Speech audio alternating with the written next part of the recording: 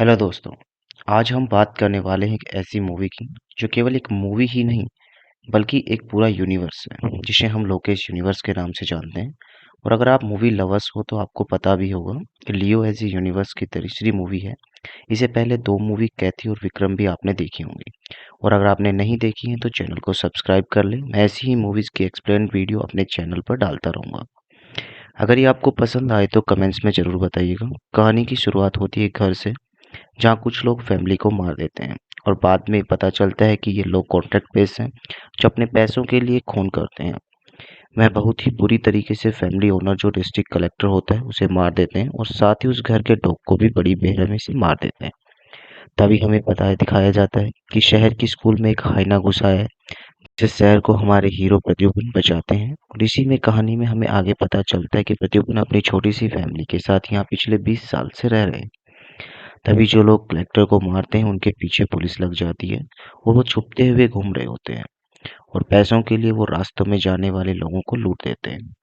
ऐसे ही घूमते घूमते वो लोग प्रद्युम्न की कॉफी शॉप में चले जाते हैं, पर वो लूटने के प्रद्युम्न को बंदूक दिखाते हैं और प्रद्युम्न पैसे दे भी देता है, लेकिन उनमें से एक की नज़र उसकी बेटी पर पड़ती है और वो उसे मारने के लिए जाते हैं। लेकिन प्रद्युम्न सेल्फ डिफेंस में उन पांचों लोगों को मार देता है और खुद को पुलिस के हवाले कर देता है। लेकिन कोर्ट ने उसे बाइज्जत बरी कर दिया क्योंकि उसने ये सब कुछ अपने सेल्फ डिफेंस के लिए किया था।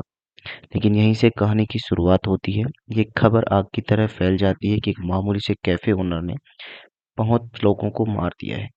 तो उस पर कॉन्ट्रैक्ट किलर के दोस्त हमला कर देते हैं, पर वो वहां से भी बच जाता है।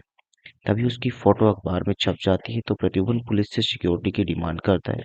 उसे पुलिसमैन अलाइन किया जाता है और ये वही पुलिस होता है दोस्तों जो कैथी मूवी में दिल्ली के साथ होता है। अब बूढ़ा हो चुका था, तो प्रत्युवन उसे देख के बहुत ही निराश होता है और खुद ही अपनी फैमिली की रक्षा के लिए सोचता है।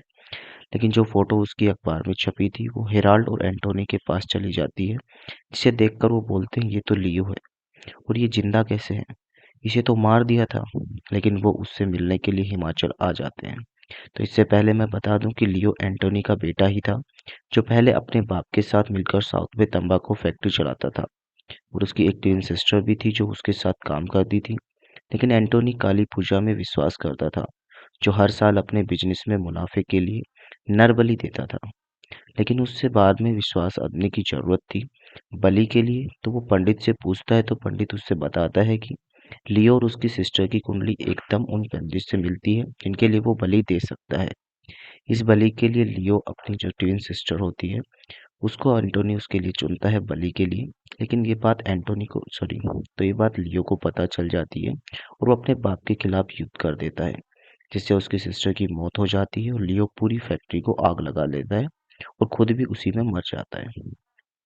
अब कहानी में आगे आते हैं और देखते हैं एंटोनी प्रद्युम्न से मिलने आया है और वो देखकर जान जाता है कि ये ही लियो है। पर प्रद्युम्न ये मानने के लिए तैयार नहीं था।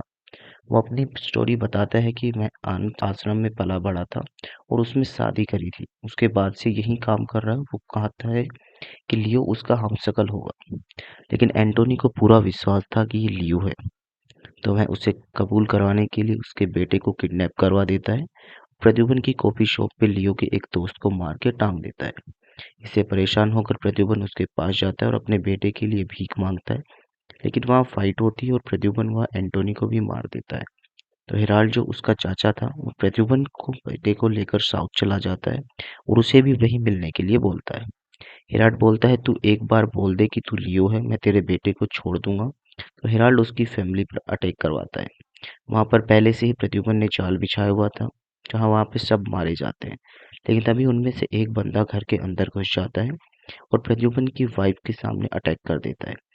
लेकिन वहीं पे लियो के जो बचाया गया हाइना था वह वहां पे आ जाता है और प्रद्युम्न की वाइफ को वहां से बचा लेता है। यहीं पे प्रद्युम्न अपने चाचा को भी मार देता है और अभी क्लाइमेक्स बचा हुआ है दोस्तों, क्योंकि प्रद्युम्न हेलांड के काल में जाके बोलता है मैं ही लियो हूँ चाचा, पर तुमने गलती कर दी फैमिली को हाथ लगा के, और पूरी फैक्ट्री को आग लगा देता है और वह अपने रची खुशी अपने घर चला जाता है। लेकिन अंत में हमें दिखाया जाता है कि लियो को एक कॉल आता है जिसमें उसे कहा जाता है कि एक तंबाकू फैक्ट्री जलाने से क्या होगा, यहाँ पूरा का पूरा यूनिवर्स है जिसे जलाना पड़ेगा और ये किसी और का नहीं विक्रम का ही होता है गोल से। इसी के साथ मूवी ख़त्म होती है। तो दोस्तों, आपको कैसी लगी वीडियो प्लीज़ देख के ज़रूर बताना, लेकिन शेयर एंड सब्सक्राइब कर दो क्योंकि मैं लेके आता रहूँगा आपके लिए ऐसी ही मज़ेदार वीडियोज़।